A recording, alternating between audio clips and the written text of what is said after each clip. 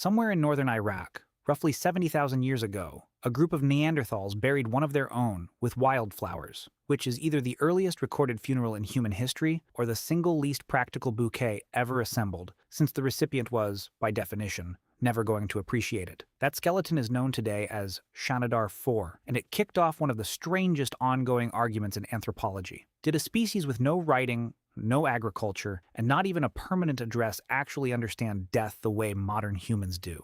Or is that just a comforting story we've been telling about ourselves for the better part of a century? For most of the 20th century, Neanderthals were painted as hunched, low-browed brutes, an image traced back to a French paleontologist named Marceline Boule, who reconstructed a Neanderthal skeleton with an exaggerated stoop around 1911. That skeleton, known as the Old Man of La Chapelle, was later found to be an elderly individual who had lost nearly all his teeth and had arthritis severe enough that hunting would have been impossible for years before he died. Someone kept him fed anyway. Then, when he finally died, his group buried him too. The stereotype of the brutish caveman stuck for decades regardless, which makes the wildflower burial almost darkly funny in hindsight. The same species dismissed as barely capable of thought may have been caring for its elderly and holding funerals for them long before modern humans had even left Africa in large numbers. Here's the uncomfortable part underneath all of it. Every animal on this planet dies. Almost none of them get buried. An elephant will linger over a body, touch it with its trunk, stand guard for days even,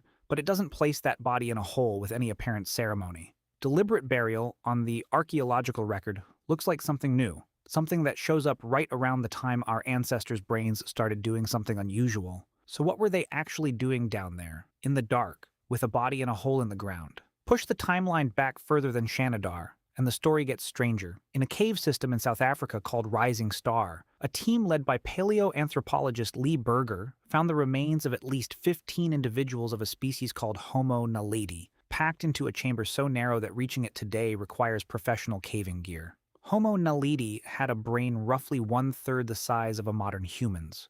And, by most standards scientists use to predict complex behavior, it shouldn't have been capable of much beyond finding food and avoiding predators. And yet those bodies did not end up there by accident. There's no sign of a flood, a collapse, or a predator dragging in victims one at a time over centuries. The leading explanation, still hotly debated, is that Homo naledi carried their dead through total darkness, down a passage so tight a grown adult today has to exhale to squeeze through, and placed them there on purpose. If that holds up, the impulse to do something with the dead predates big brains, predates language, predates almost every condition scientists once assumed you needed first, which raises the obvious follow-up. If a small-brained hominin was already doing this 250,000 years ago, what exactly was happening in that cave? Was it grief? Was it hygiene, an early instinct to remove a decomposing body from a living space? Or something closer to what a chimpanzee does when it grooms the fur of a dead troop member for hours after everyone else has walked away? That grooming behavior isn't hypothetical either. Primatologist Jane Goodall documented a chimpanzee named Flint who, after losing his mother Flo, stopped eating, withdrew from the group, and died within weeks in what researchers described at the time as textbook grief. If a chimpanzee can suffer a collapse like that, there's no reason to assume a hominin with a comparable brain felt nothing while standing over a body in a cave. Fast forward to Kafse Cave in what's now Israel, around 100,000 years ago, and the picture sharpens. Early Homo sapiens buried a young person there with deer antlers arranged across the chest and red ochre, a pigment made from crushed iron-rich stone, scattered across the body. Ochre shows up again and again at ancient burial sites, and it is almost never functional. You can't eat it, it doesn't sharpen a blade. Its only real use is decoration, or symbolism, or both. Somebody made a deliberate choice about how a corpse should look. That's the beginning of ritual. By the time you reach Sungir, a site in what's now Russia dated to roughly 34,000 years ago, ritual has become full production design. 2 adolescents were buried there head-to-head, each covered in an estimated 10,000 ivory beads, which researchers calculate would have required thousands of hours of skilled carving to produce, for 2 people who were never going to wear anything again. Picture the single most labor-intensive project your community has ever undertaken. Something closer to building a cathedral, poured entirely into an outfit for the dead. That's not simple sentiment. That's an economy reorganizing itself, at least temporarily, around loss. So the pattern across tens of thousands of years is remarkably consistent, and it keeps escalating. Bodies get moved deliberately, then decorated. Then entire communities start pouring staggering amounts of labor into how the dead are presented, for a funeral nobody living will ever attend twice. the question stops being whether ancient humans cared about death and becomes something sharper. Why did caring cost that much? When none of it changes the outcome, the person is still gone either way. Here's where it gets genuinely strange. It's tempting to assume all this ritual proves ancient humans believed in an afterlife, that the beads and ochre were essentially luggage for a journey nobody could ever confirm was happening. Maybe, but there's a simpler, less comforting explanation sitting right next to it. These rituals might have had almost nothing to do with the dead person, and almost everything to do with the people still standing around the hole. There's a framework in modern psychology called terror management theory, built on ideas from anthropologist Ernest Becker's book on the denial of death,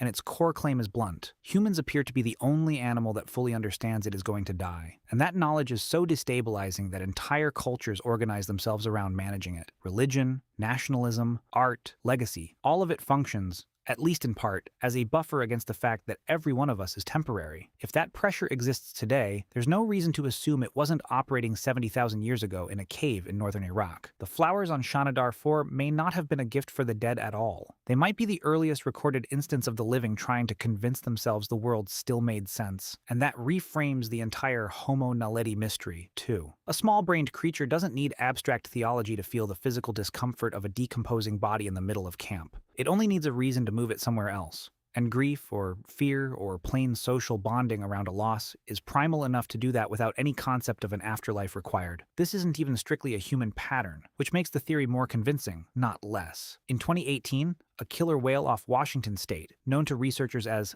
Tahlequah, carried her dead calf balanced on her head for 17 days and over 1,000 miles, refusing to let the body sink. Marine biologists called it a tour of grief. Nobody could prove she understood mortality the way a philosopher does, but something in her refused to simply let go, and that looked, to every scientist watching, exactly like mourning. It also explains a contradiction in modern life. Plenty of people who explicitly reject the idea of an afterlife still can't bring themselves to skip a funeral, still return to a grave every year on a date they'd tell you, if asked directly, means nothing. If ritual were purely about belief, that wouldn't make sense. If it was always mostly about managing the terror of the living, it makes perfect sense. Which brings up an even sharper question. If burial was never really about the dead, but about the anxiety of the living, does that mean every funeral you've ever attended was more about the mourners than the person in the casket? Consider what a modern funeral actually involves. In the United States alone, the average funeral now costs somewhere around $8,000. There are flowers, again, just like Shanadar. There's a printed program, almost like a small theatrical production,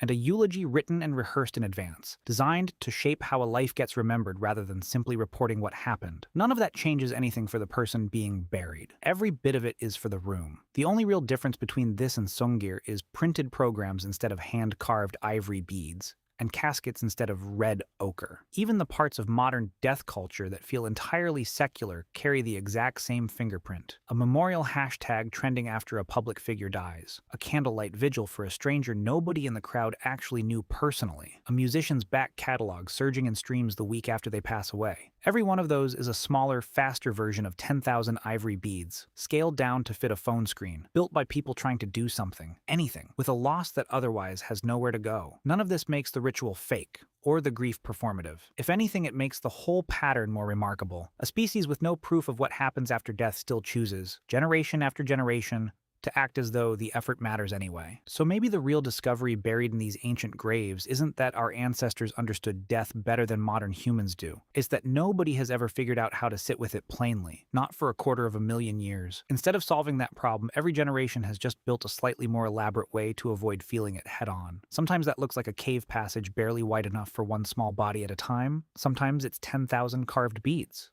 Sometimes it's a hashtag, which loops back to that skeleton in Shanadar Cave, and the wildflowers placed beside it 70,000 years ago. The pollen evidence in that specific case is still disputed. Some researchers argue it was dragged in by burrowing rodents, not placed there by mourning hands at all. And honestly, that uncertainty might be the most fitting detail in the entire story. Nobody can say for certain whether that gesture was love, ritual, or a complete accident of nature. And it turns out neither can we, standing at gravesides with our own flowers thousands of generations later, still trying to explain to ourselves why loss needs a ceremony at all.